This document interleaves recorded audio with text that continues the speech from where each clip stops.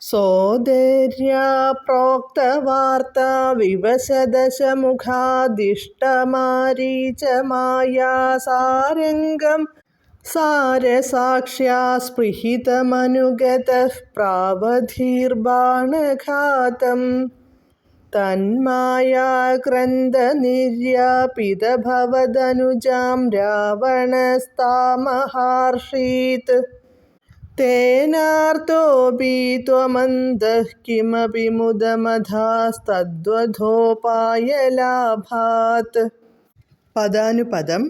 സോദര്യാ പ്രോക്തവാർത്താ വിവശദശമുഖാദിഷ്ടമാരീചമായാ സാരംഗം. സഹോദരി പറഞ്ഞ വാർത്ത കേട്ടു ദുഃഖിതനായ രാവണൻ മാരീചനെ മായാമൃഗം ആകാൻ പ്രേരിപ്പിച്ചു. സാരസാക്ഷ്യാ മായാമാനിനെ കണ്ട സീതയുടെ സ്പൃഹിതം ആഗ്രഹത്തിനൊത്ത് അനുഗതഃ ത്വം അതിനെ പിന്തുടർന്ന അങ്ങ് ബാണഘാതം പ്രാവധീഹി അമ്പെയ്തു വധിച്ചു.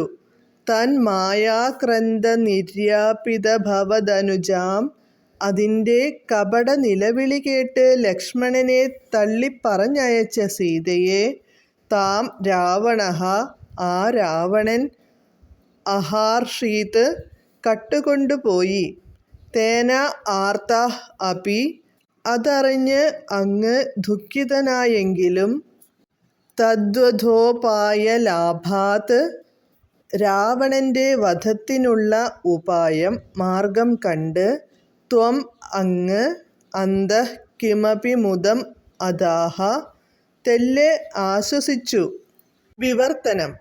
മൂക്ക് മുറിച്ചതും തുടർന്നുള്ളതുമായ സംഭവങ്ങൾ സഹോദരി വിവരിച്ചതു കേട്ട രാവണൻ മാരീചൻ എന്ന രാക്ഷസനെ മാനിൻ്റെ വേഷത്തിൽ പറഞ്ഞയച്ചു.